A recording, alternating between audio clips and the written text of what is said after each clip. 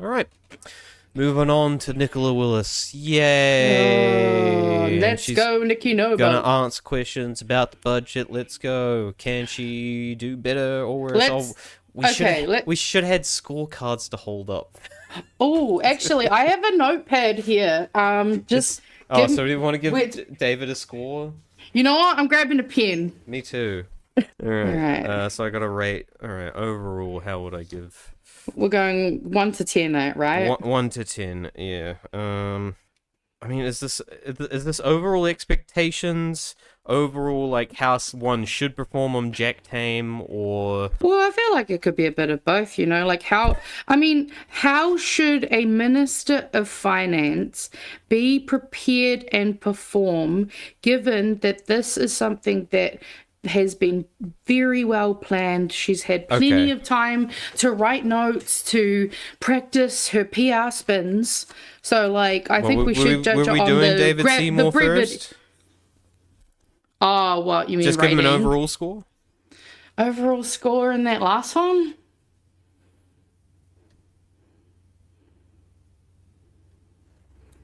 I think I'll give him a 2. Oh my goodness. Damn. Wait, what was your base? He didn't answer any fucking questions.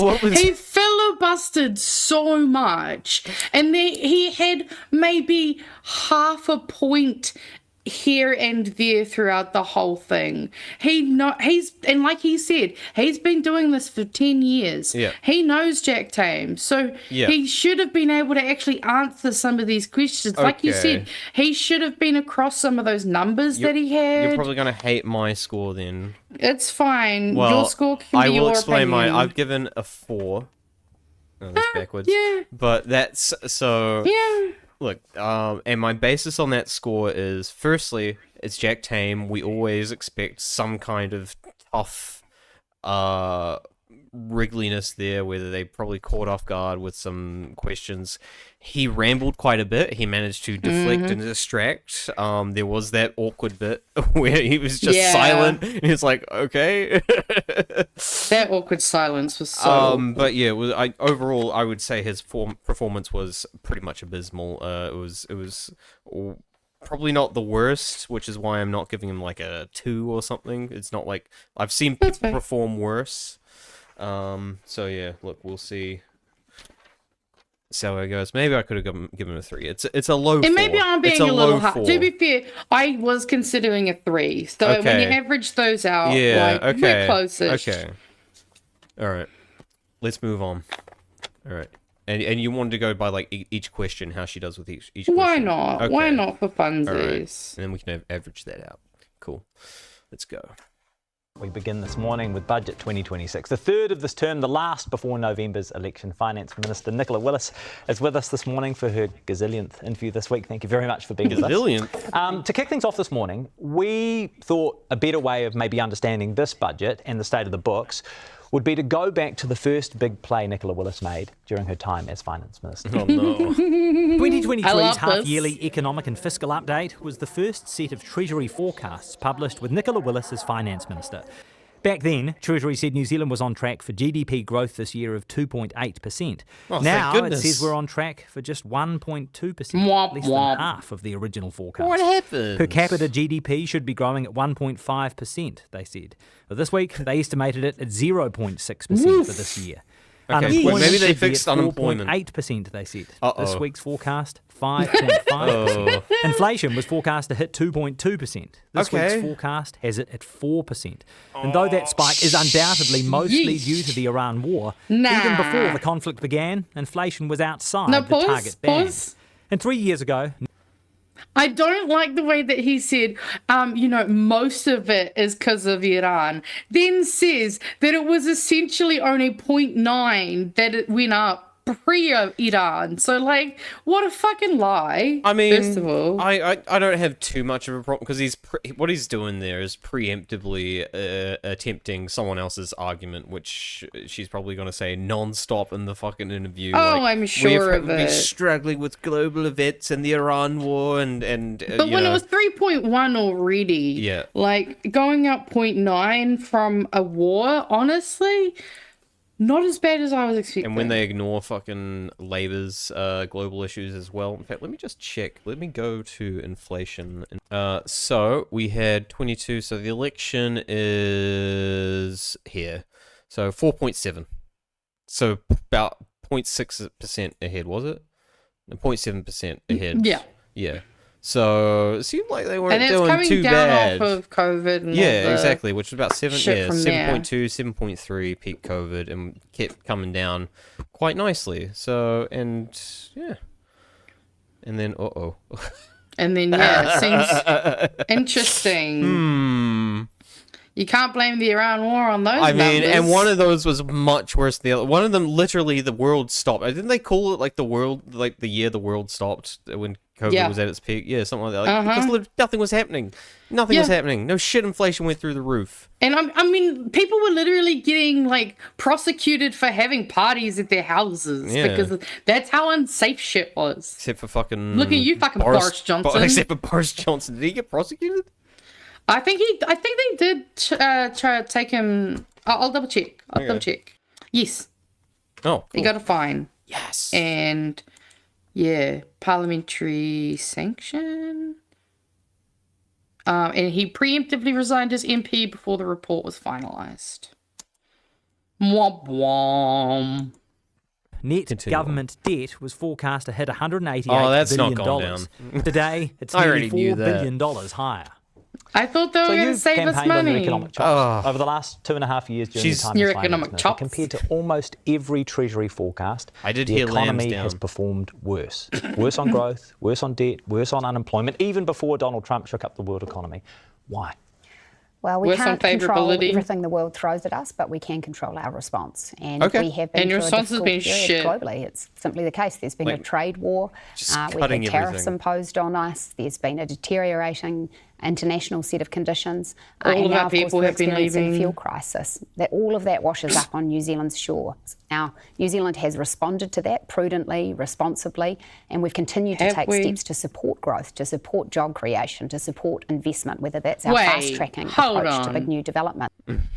Supporting growth. Then Yeah. why are liquidations at an all-time high? Over 15-year high, in fact.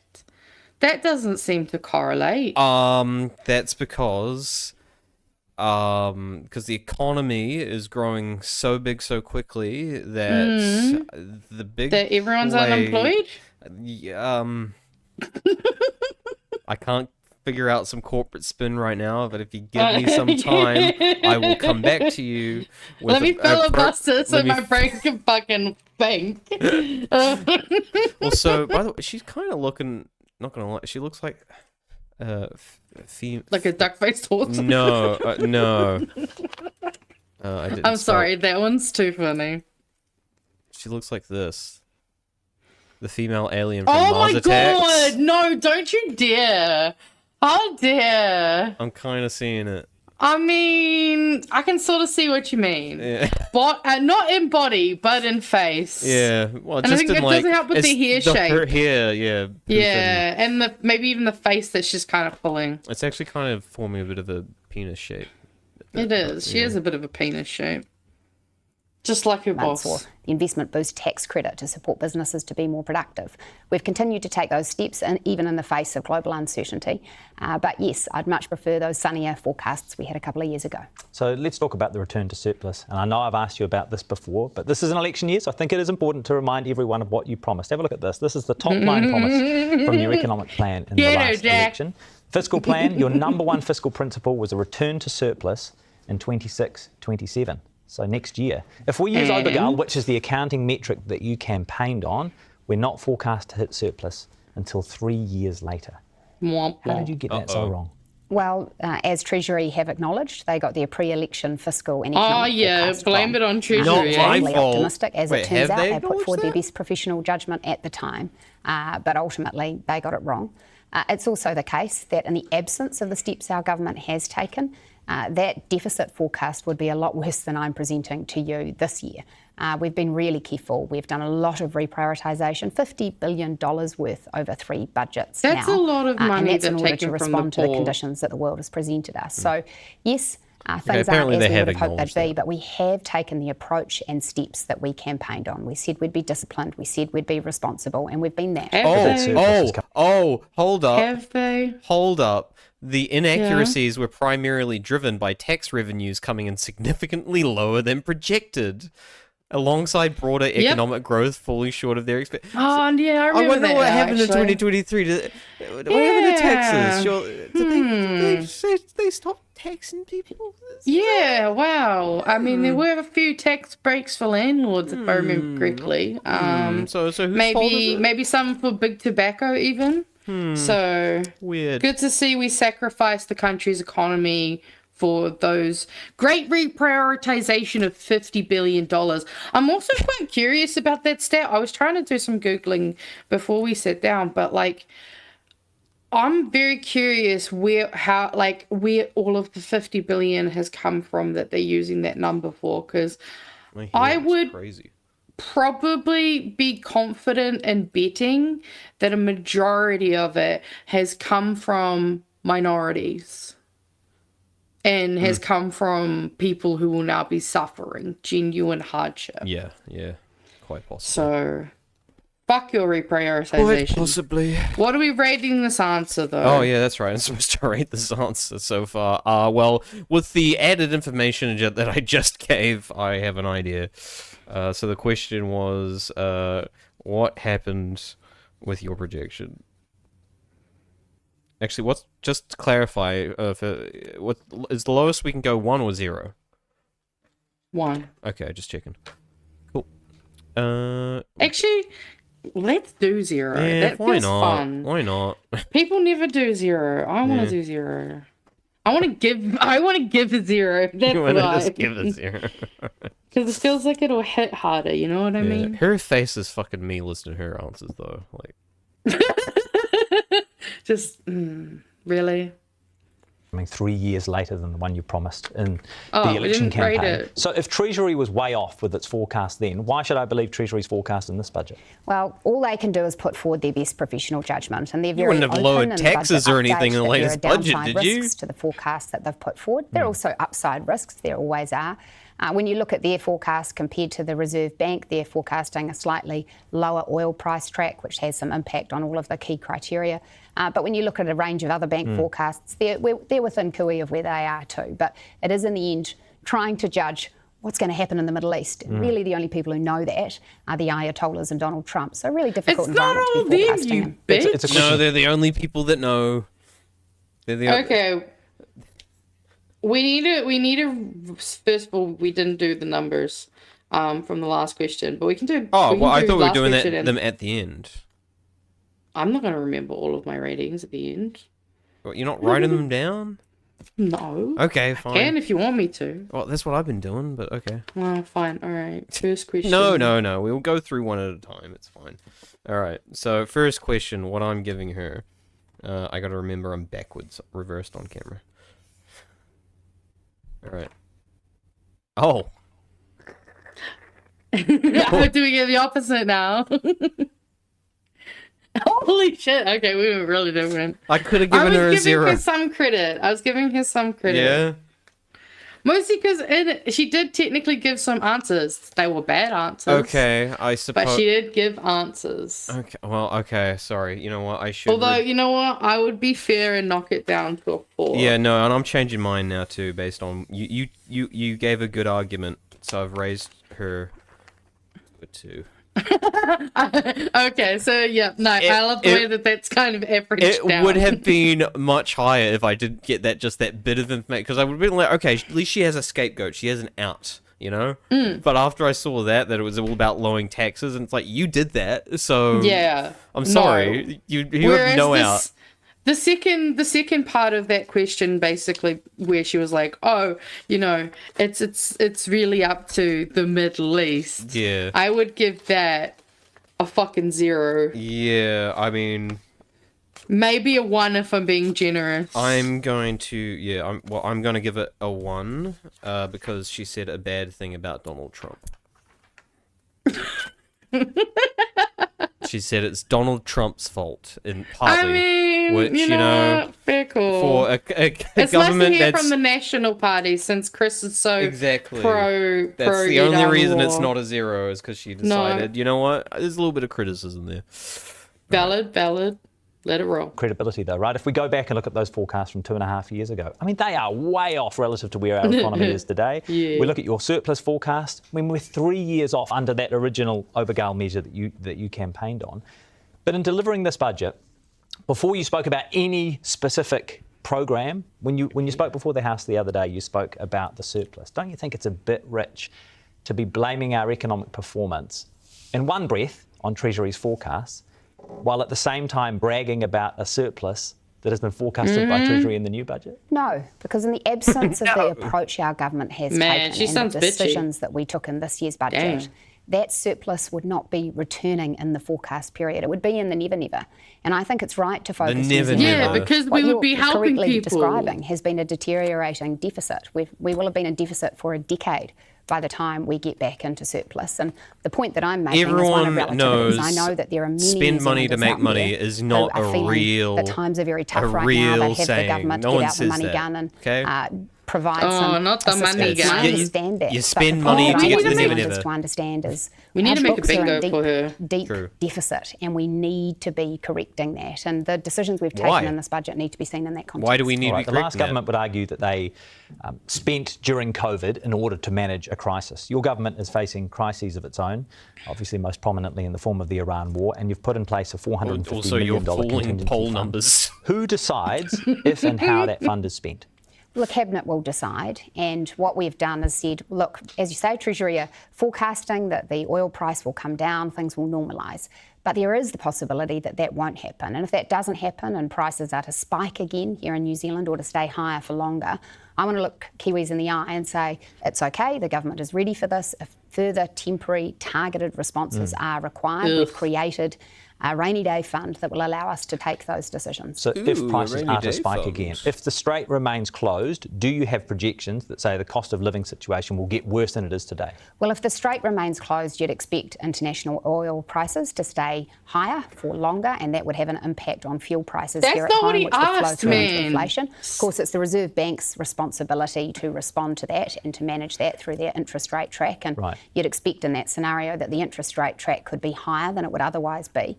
But ultimately, for the government, what we want to be able to do is if those prices are staying higher for longer and some targeted responses are required, we want the fiscal space to be able to take them without simply adding to debt. That's interesting. You just said if the prices remain higher for longer, but previously you said if prices were to spike again. I said both. Right, I said so both. that's what I want to understand. Either that they spike or they stay higher for longer. Right, so that is a condition. If we stay something akin to where we are right now in terms of oil prices, you will consider using that fund? Yes, what I want to be able to do Okay, is hold look up. at the conditions in the New Zealand economy Right. for workers, That's for different to an businesses, extra for spike, though, families. right. And simply be responsive to what we're seeing on the ground. And we will be principled about it. We have been so far. We've said that when we're responding, it can't be something that bakes in a high level of expenditure for the future. It needs to be targeted. And it needs to be focused on where the pain is most acute. You've seen us take that approach so far with the in-work tax credit increase, targeted at What are they families doing who are about working those with children things? on very low incomes. You've seen us take that targeted response for healthcare workers who have to travel around for work. You've seen us take it with the extra funding we've put into police, fire Pathetic. and emergency, those entities that rely on fuel to do their frontline services. Isn't the pain most acute for people on benefits? Well, they automatically get an adjustment to Get their him, benefit Jack. for inflation, unlike Not workers. right now, though, right? No. But they had one in April. Sure, but since April, I mean, fuel prices have remained high for some time now, and we haven't seen the full impacts of that reflected in the CPI yet. So they but wouldn't they're have had not an the increase that would squeezed meet middle. the increase in the cost of Well, fuel. Yeah, but they won't philosophically, vote for our us, government Jack. believes that encouraging people into work and rewarding those who work is a very important principle for our overall tax she and welfare believes that system. And the it's last government structurally a increased gift. benefits significantly. They're now a lot closer to where a low-income worker would be, and we don't want to perpetuate that smaller gap because we want people who are working, getting up each day to making that sacrifice to know that they're better off than if they were on a benefit. So I'm just really interested to know whether or not this fund or the conditions under which this fund might be spent before November's election. If the strait is opened, will you commit to not spending the money? Look, if the strait is opened, we would expect to see oil prices come down, and so I wouldn't be expecting to be able to be using it. Don't Right, fucking but you expect the won't strait to explicitly commit open. to that. Well, look, I need to respond to the economic conditions as they play out, and if the strait reopens, but for some reason we're still currently seeing they're elevated oil not, prices, so and people are paying the a lot economic at the pump here, then conditions I'll as take they that play into out, account. the But really, strait is this not more if open. conditions are worse than we are forecasting. Right, but part of the worst conditions is just an elongated period of high oil prices as opposed to an additional spike. Elevated for longer. Right. Okay. So the most notable increase in new spending is in health, and there are the new programs you've announced: funding for ambulances, paediatric palliative care, maternal Even then, care, we know pharmac like a drugs, lot all of the manufacturing has been destroyed through bombing and stuff too. Oh yeah. So even then, even if the strait opens, like you're not going to see oil prices return ever. It's never going to happen. Yeah, Probably. no, it's never going to go back down. No. Like this is it's always happened this way. Like this is fantasy land. It's what makes me kind of worry for the future because I'm like, shit, this stuff's so expensive now. How much more is it going to cost when I'm 60 years old? I mean, she was talking about the fucking never before. Like, this is the never. You're never going to get oil prices back, especially once the companies get a taste of that increased profit. They're like, never going back nom. down. They're like, we're making so much money now. Why would we fucking make less? It's like, maybe we'll make a little less because there's a little leeway, but, you know, our projections for next year, they're looking fucking great. Now stockholders love this. So those things I think have been welcomed. But the vast majority of new health spending, $1.37 billion, goes into cost pressures. How did you calculate those cost pressures? Well, that reflects the Treasury judgments, which are a combination of demographics, so how many people will be using the health system, and what they think the underlying inflation rate will be in health. So and it reflects the fact that every year we want to be delivering more services. So more elective surgery, more specialist appointments. We expect more people to be taking GP visits, to be turning up in the emergency room. And that funding she is throws sufficient Treasury to under the bus one second and she's like, nah, but I trust their judgment. That it will need to provide those It's just like with Do you know Winnie. when they made those forecasts? They made those under the last government. And since then, of course, we've had some inflation has been lower in some areas. Actually, the population isn't as large as was forecast at that time. It is significantly lower, so there's some overs and unders. But why is that? What happened to all the They made it in people? 2024. So have a look at this. We tracked down that number. This was from a Treasury forecast in 2024. So they said $1.37 billion a year. You were in government by that stage. Exactly the same figure, $1.37 billion is what you announced this week. But of course, in the 2 years since those forecasts, inflation has been a lot higher than was forecast at the time. So if inflation has been higher, why haven't you increased that commitment? Well, the population is also lower. But that's from 2024 though. This isn't from the previous government. Yes, right? but the population is lower than we were forecasting. So the population offset is perfectly matching the increase in inflation. There are some overs and unders. There was also a period in which inflation was a bit lower than they'd been forecasting in 2024. In fact, at last year's budget, Treasury's advice to me was we think you should reduce the amount of cost pressure funding for health from what had been baked in. And they gave me some proposals around that. We didn't do that. We kept it at the rate that we'd put in our fiscal plan that we had campaigned on. And of course, that's not the only funding that goes into the health system, Jack. We've also taken extra initiatives that boost funding for Health New Zealand to allow them to deliver more services for people. So to look at the inflation forecast from that time, 2.2 for last year, it was 2.7 in the end, 2 for this year, 4 obviously given the state of things in Iran. So there is a big discrepancy there. What is the risk? I would love to be this cameraman who just sits there and just moves the camera a little bit. That would be a great job. Like, you're not doing much. Nah, it would be. But I'd have so much fun with it. I'd be like, yes. That funding still doesn't keep up with the cost pressures in the sector. Well, it's always the case in health that there is demand for services that is constantly growing. Yeah. And that is the reality that Health New Zealand functions in. But for New Zealanders who need to go to the doctor, doctor's visits will be available. For New Unless your Zealanders population's who need elective surgery, declining. more operations will be delivered. For people turning up in the emergency room, there will be more people working in those emergency rooms to support what we expect is a high level of demand. So Health New Zealand have put together an extremely detailed plan for the coming giving year. them They're confident that a they can slight deliver budget services increase, within the not that funding much to envelope brag we've about then. provided. Is that what you're They've saying? introduced this $200 million tax on banks. David Seymour told us, quote, "The only source of money the banks have is their customers. Let's not kid ourselves that it's only a tax on them." Can you explain to us how he's wrong?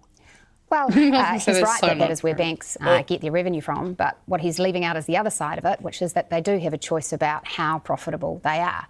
And they are some of New Zealand's most profitable businesses right now. Again, this goes into the margin. fucking oil company shit. Like once you get the taste of higher profits, like that's it. It's like That's capitalism, That baby. is capitalism. It's like, hey, we can get away with squeezing these people a little bit more, and they'll fucking pay it. Like, But that's like the illusion of trickle-down economics. Yes. They're talking about fantasy things that are not going to happen, Yeah. and being like, no, the people will be fine because this other thing will take care of that. everyone knows. We won't do anything. Historically speaking, bank owners, bank keepers are so fucking noble. They're the most noble people we've ever Right. seen. They're so They selfless. literally make like millions and billions Yeah. of dollars a year just by holding onto people's money and using that to leverage as other income sources. I'm of sorry income. your business failed and you weren't insured and something destroyed everything you own, but we're going to take your house now and everything else you have to your name because you owe us money.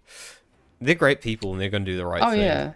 Those Absolute margins soulless. seem to survive whether the economy is going up or it's going down.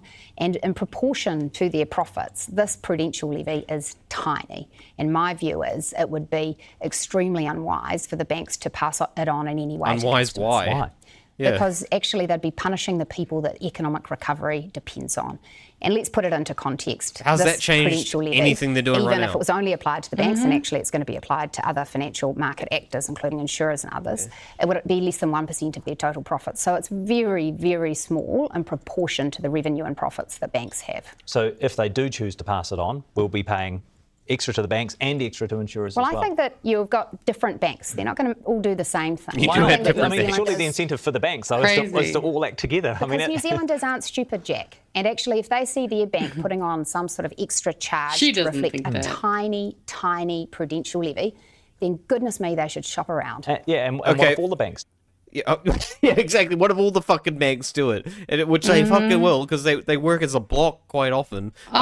Just like we all see the with the time. supermarket duopoly. Like, Or like, petrol, we don't have just two petrol things, but they also Yeah. work together to make sure Yeah. that they never below a certain amount. But even though there's competition, like it's still a duopoly, so there is competition there within the supermarket duopoly.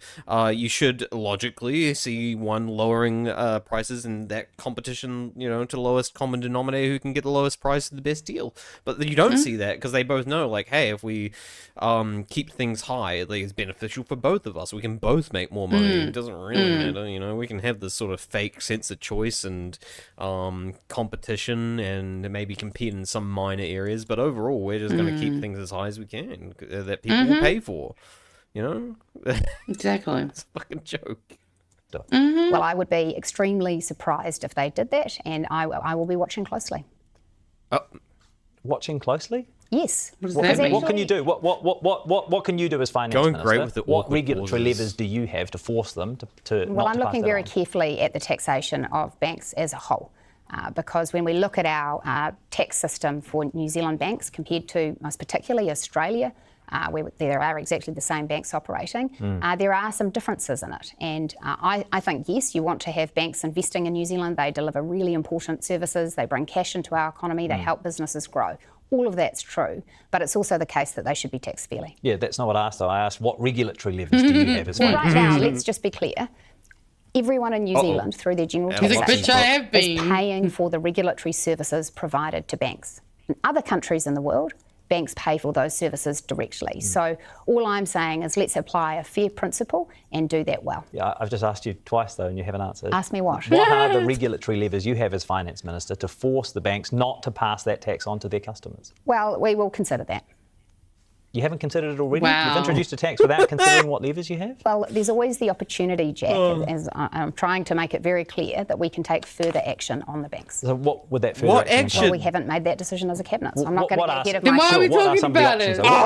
I see what regulatory levers might you potentially have? Well, the key regulatory lever, and I'm presenting this to you, and Man, you're she's discounting shitty. it, but it's a real thing, is that people can choose to shop around. No! And so That's not a these- regulatory- That is not It's a not a lever you can regulatory pull. But we can be transparent about what we're Fuck seeing. me. The Reserve Bank can monitor what's happening. In What terms are of you pricing gonna and do? How that this is being born. She's And I think Delulu. you just have to be proportionate about it. This is a tiny Proportionate, proportion yeah. of the overall cost And you're a base. fucking But it is still proportion. one. I mean, the banks answer to their shareholders, ultimately. They have a fiduciary duty, right? So if the shareholders, many of them are Fiduciary. overseas, say, Fiduciary. no, we enjoy our profits just as they are, thanks, you can pass those on to your customers, there is no regulatory measure that you as finance minister can pull in order to stop them from doing that.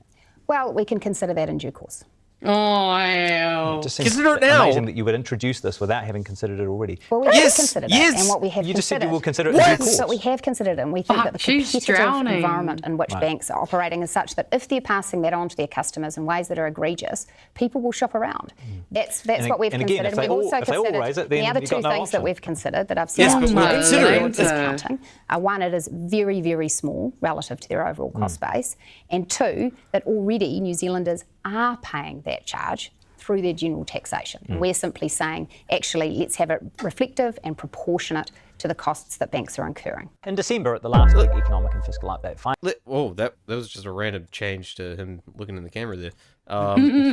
But Sudden. let's also be real. Like how many New Zealanders like I get it. Things are tight.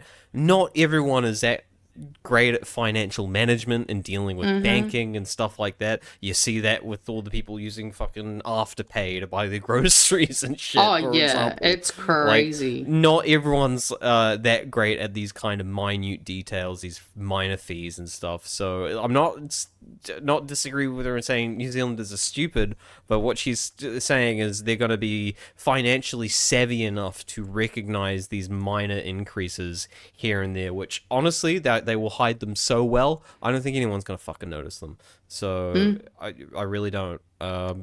Maybe the minute few, the you know, the middle class, you know, nuclear family couple who've got like a house and maybe a batch somewhere and they're paying off their second mortgage or something and they're like, this is going up a slight percent, why is this blah, blah, blah.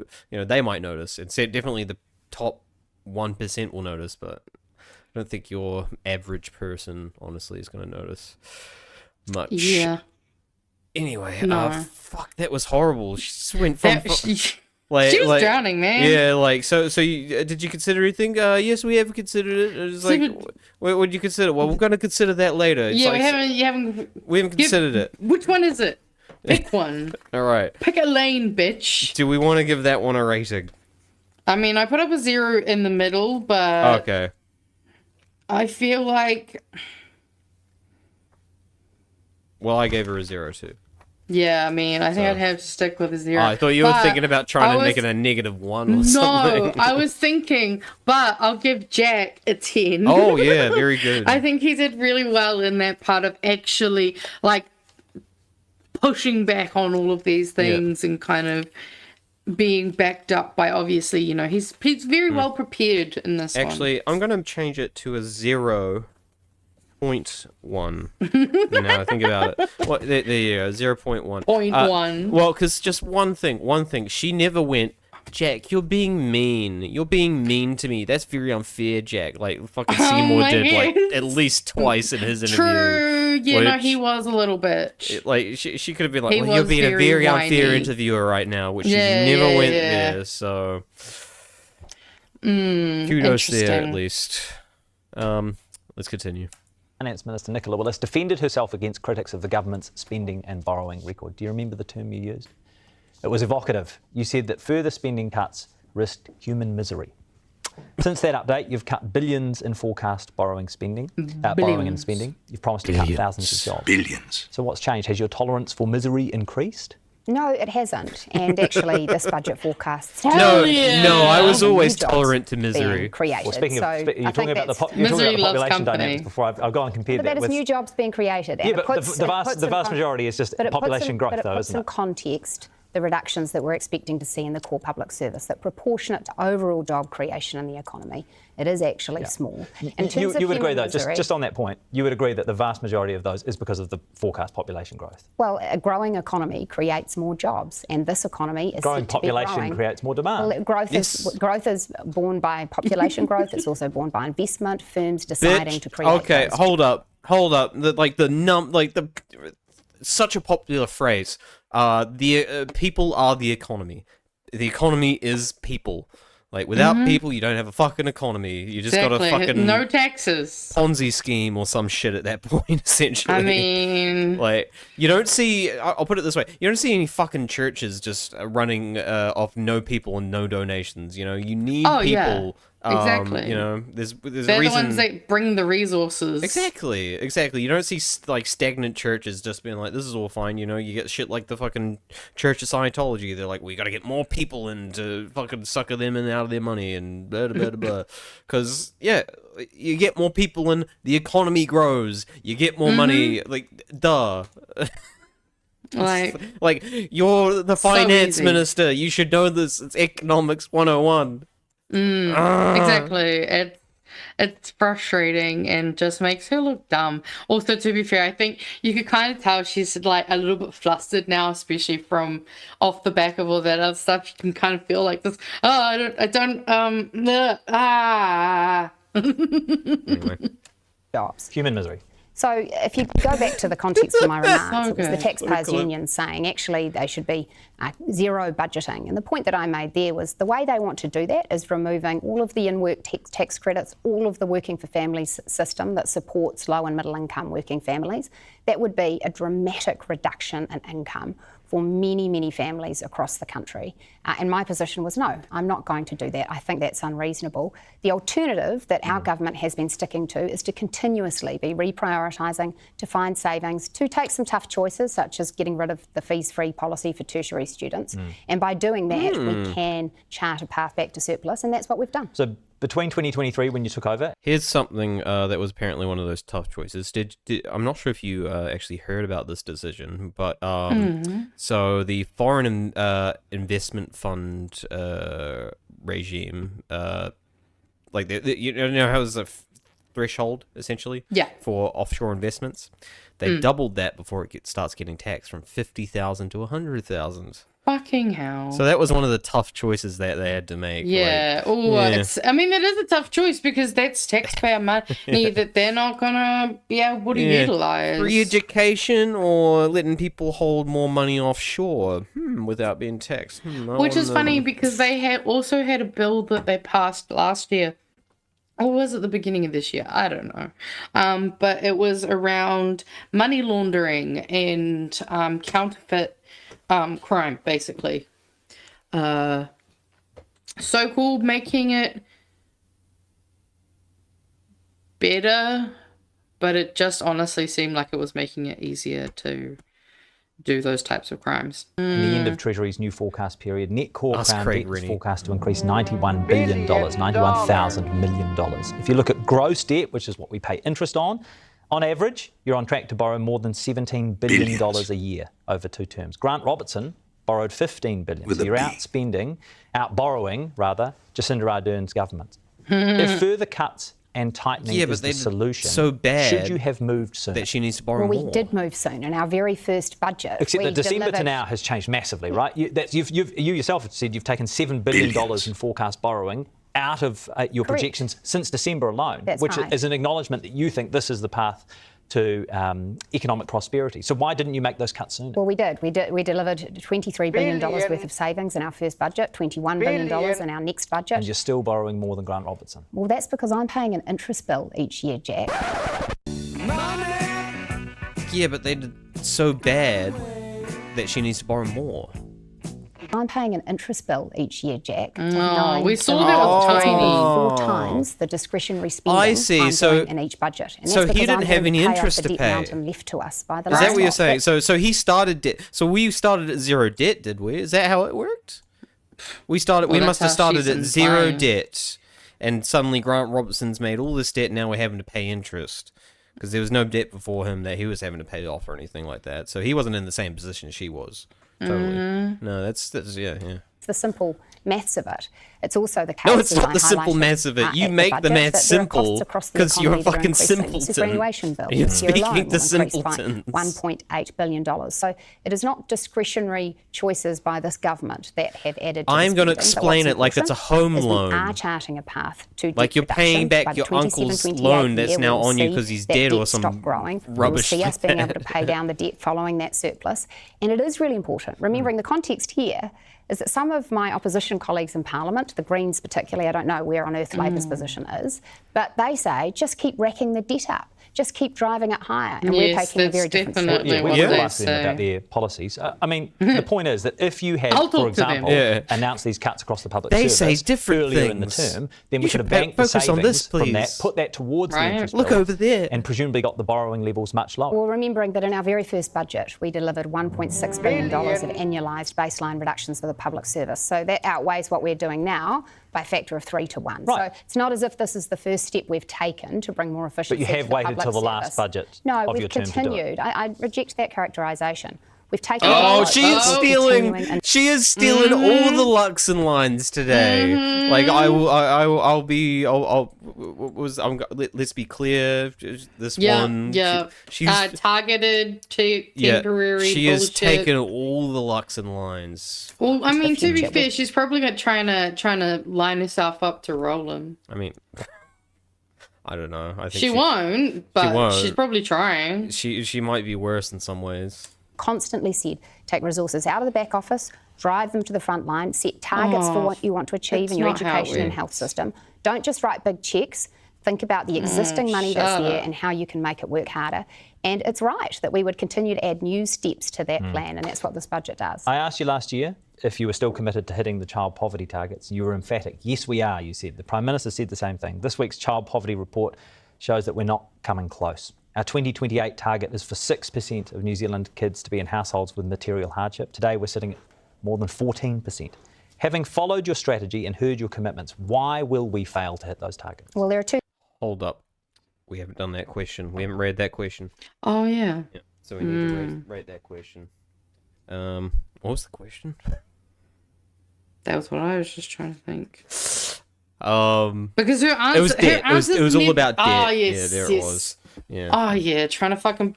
She's acting as if not all governments have fucking debt. It's like, yeah, all governments have debt. It's about prioritising. They want where us your to raise money our goes. debt. Greens are saying take on more debt. Like, that's the normal thing to do. Which it is, but, I got to paint the narrative that it's not the normal thing to do and not even address that anyway. All right. Ugh, so hard to rate this one. I'm going to give and her not just give her zeros all the time. I'm going to be kind of generous here. All right, do we want to reveal at the same time? Sure. 3, all right. 2, 1. Hey. Pretty close. I just say I was being generous with this one. Yeah, same. I was gonna put a 2 initially. I'm like, again,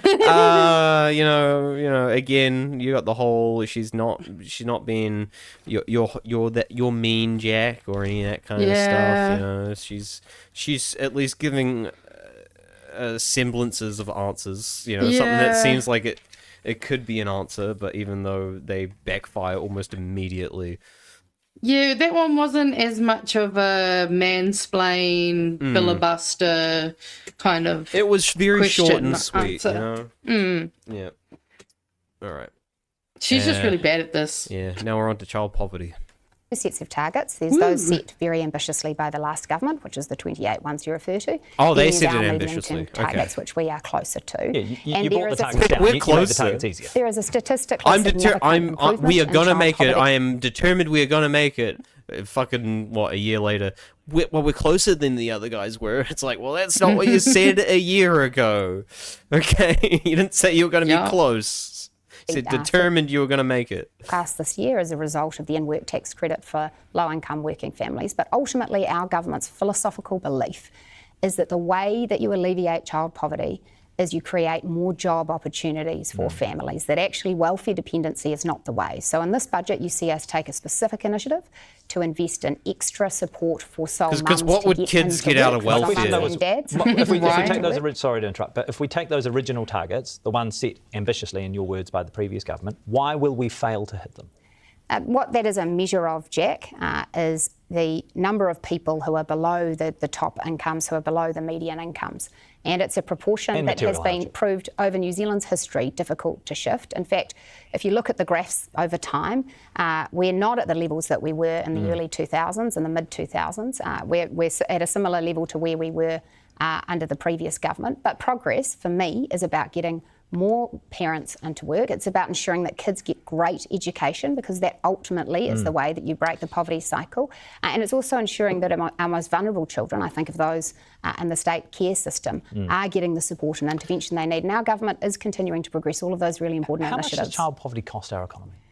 Well, child poverty costs us in particular if a child is not able to fulfil their potential. And But I in believe, economic terms, what do you think? well, people will cost that in different ways. So OECD says about 3. I just got my headset was telling me it was getting low, but that's fine. We'll still have time. Sweet. But yeah, no, we definitely got time. But I thought anyway, whilst I paused there, I thought I'd just indicate here's the job growth.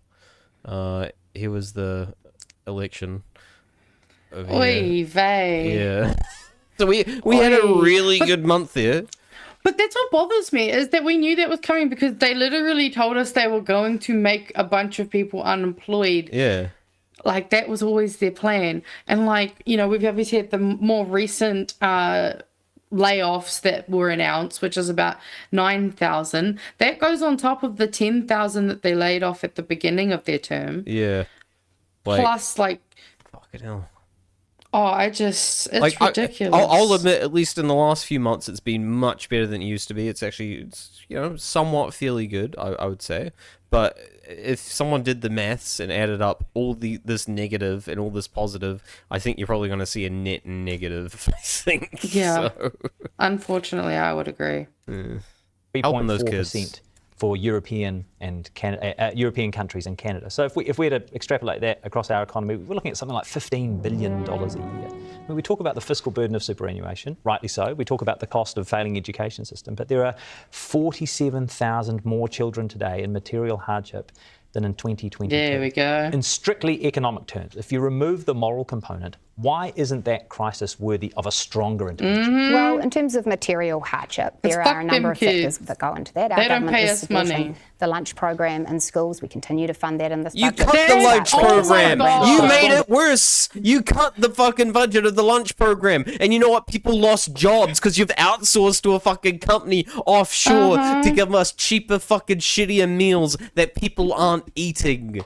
Okay. And then the company was also trying to basically make it that they weren't allowed to give the leftovers to families. Yeah. Because families were taking the leftovers because kids weren't eating them. Yeah. But then those who were desperate enough were like, I will take this home and this will be what fucking feeds us. Remember, that was a key part of their criticism was look at how much gets wasted, Right? So, fucking Jesus. Yeah, you're not supporting shit. Try again. Right. Why isn't that? If you think about that fiscal component, like $15 billion a year, roughly, why doesn't that warrant a much stronger response? Because I think underneath it all, Jack, Fuck them yes, kids. we could double benefits tomorrow. Yes, No. yes, you The child could. poverty stats That's would look not better. even But what it's actually, about. would we be in a But they situation could. where They could double could. benefits tomorrow. I love Yeah, they I love could that she have admits easily. that. Like, Yeah. yes, yeah, you know what? We could Instead just of fix it by making fucking your landlords. benefits double. Like, as thanks. children and their families, we're better off for the longer term. Our view is the if they're best not in way. poverty, surely the it best would be. way to help those families is for them to get the dignity and independence of work. And actually, that's Stop spreading this fucking bullshit fucking rhetoric that it's somehow undignified to be on job seeker support. Like, everyone at some point in their life is going to be unemployed and looking for a job, or almost everyone at some point. And it's not something that should be ashamed of. It should just be an accepted reality. It's going to happen, and we should support people through that fucking time. And look, fucking say all you want about fucking moochers and people who are going to fucking try and game the system. Again, that's just a fucking reality, and it's going to happen. It's like rich people who game the system. Exactly, and it's going to happen whether you fucking do it or not. Well, if you don't do humans. unless you completely get rid of the benefit, you're not going to have people gaming the system. That's pretty much the only time. So Not even just that. There's always going to be someone gaming parts of the system because that's just how systems I just work. mean that system. So unless you get rid of the system, people are going to game it. So it's fuck's sake. what all of the research shows, that when you are working, you're better off not just financially, but in terms of your mental health, your engagement with your Yeah, and how community. people get there? By fucking starving and not getting on job seeker support? So if you Those lifted children out of poverty... Too, Jack, because then they see what it is to be earning through work. They see You don't just magically get a job! Full bellies in their homes is going to put in New Zealand, that's why we have a very strong social safety net, so that there is income No, you've made it worse. You've made it a weak-ass social safety net. Because there are people on a benefit right now who are doing an extremely good job for their kids. Those kids are being well fed. They're the good ones. See, now we're painting the good few narrative. Like, these are the good ones, the ones who fucking doing they're feeding their kids, they're prioritizing their kids, they're not doing like drugs and stuff, you know, they're not the fucking undesirables that we want, the fucking bottom feeders, as your fucking leader put it. So, you know what? Fuck you. Well, that's why she dehumanizes like anyone in terms of receiving I'll benefit. dehumanize her. Fuck you. You're a bottom feeder. You're fucking sucking off the bottom now. Okay? They do suck all the cream off the top. You fucking are.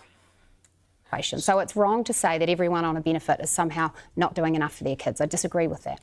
It wasn't my characterisation. Yeah, no, he never said that. I disagree with this thing you never said. Is by buying offshore credits. In your budget advice this week, Treasury said, quote, substantial purchases of offshore mitigation are likely to be required. Will you spend billions in offshore credits necessary to hit our 2030 targets?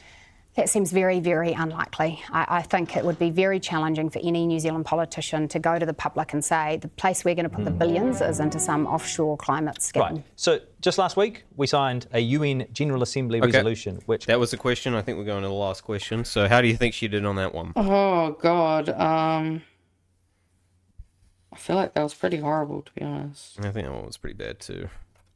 I still feel like I'm being generous. Okay, yeah, I am being generous. I feel like I'm being generous with one. I'm like, True.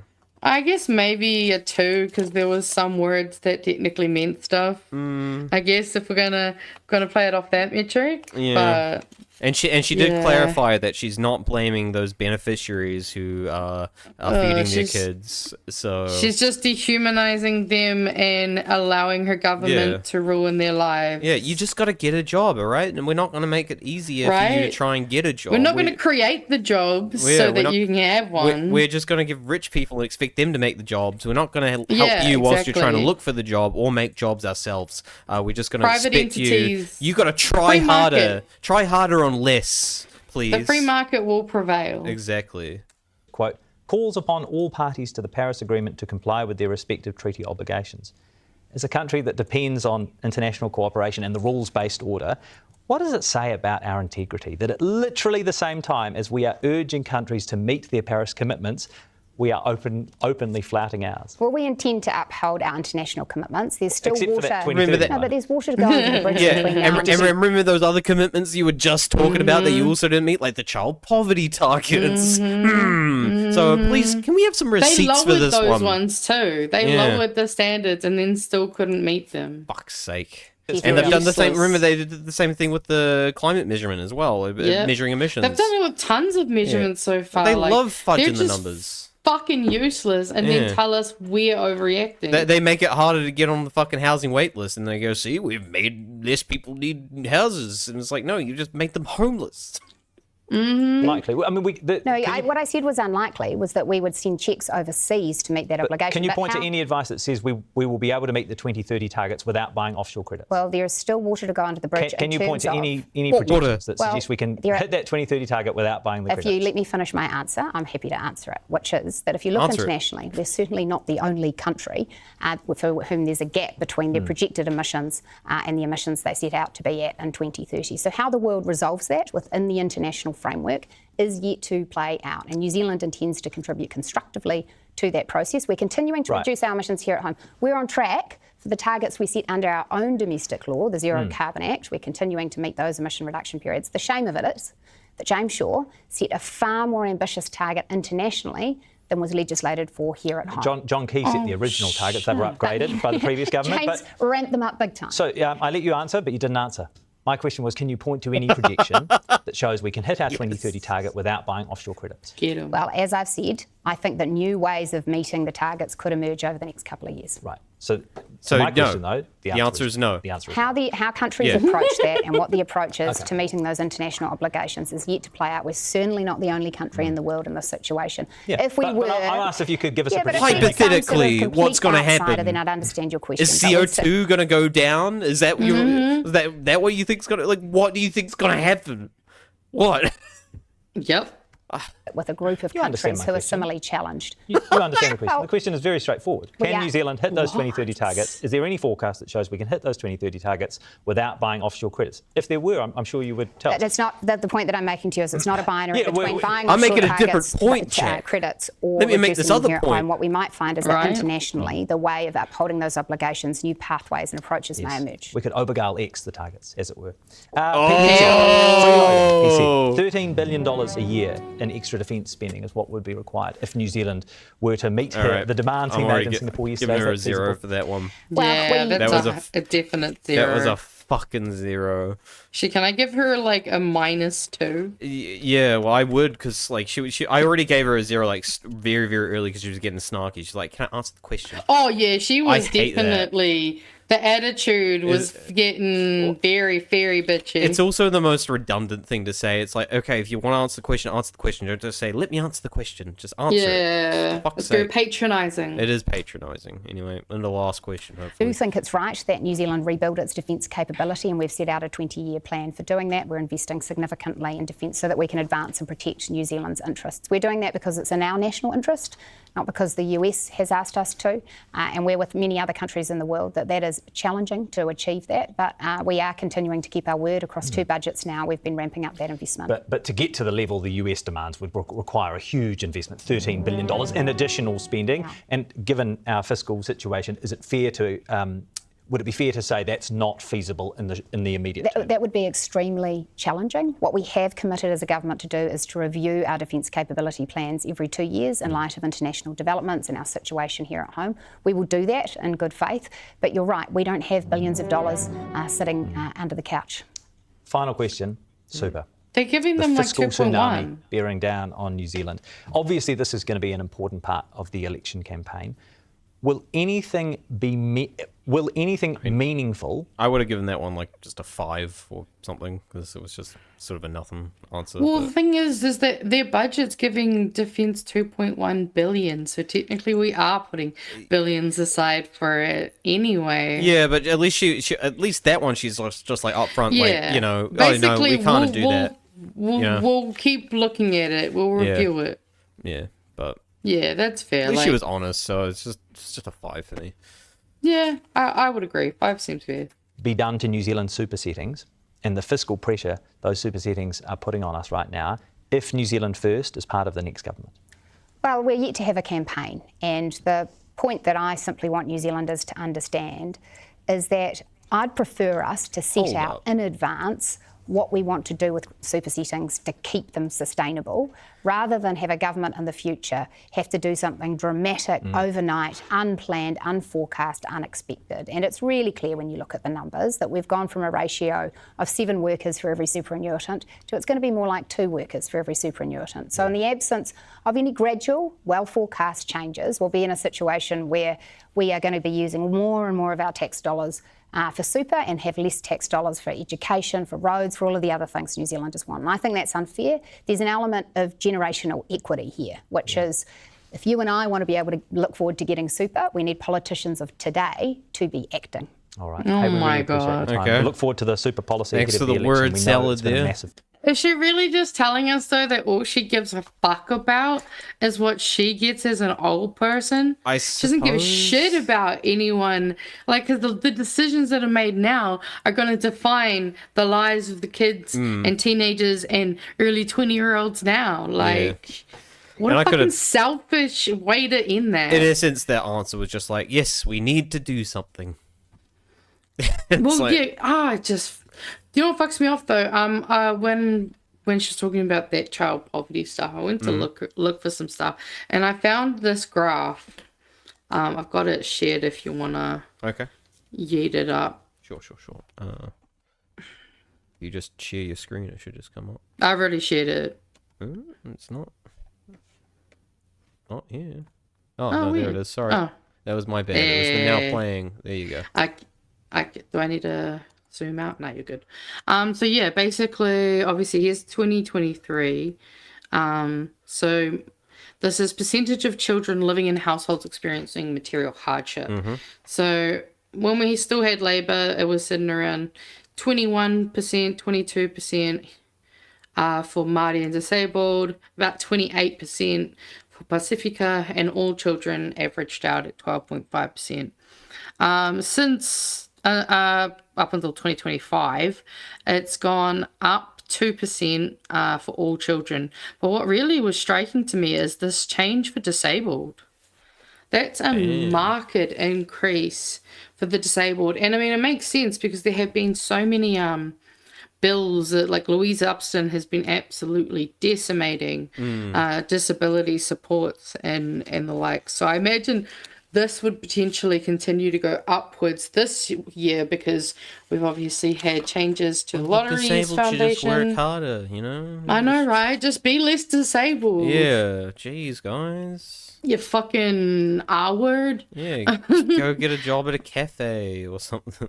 Like, everyone's has gone up slightly, but for me, what was most shocking was just that disabled one. I'm like, wow. That's crazy. Way to hate kids. So Way I'm to gonna hate tally up disabled. my total score for what would the average be? Oh, I was supposed to write them all down. I don't think I gave many high ones. 400. Okay, I think I found the average. Well, what's your average? Because I have no idea on mine. My average would be, I believe, a 2. Wow. Yeah, that feels right, honestly. I feel like my average would probably be a 1. Well, even how then, many yeah, it feels zeros I too. gave That her. feels too high for me. It's still like that was just taking the average. You were of generous everything on I a did. couple, and you did a Yeah. 5, so that would have not helped. No, I changed it to a 4. Oh, true. Yeah. But hey, it is average as well. It's not wholly indicative. But yes, that was a fucking absolute dog shit interview. From hearing, Jack was on fire. I'd say she tried. Jack gets a solid 9 for that whole Absolutely. interview, I'd say. If not a 10. Very Everyone, good. Very well the done. alien from Mars Attacks, please give her a round of applause. Evil is his one and only name.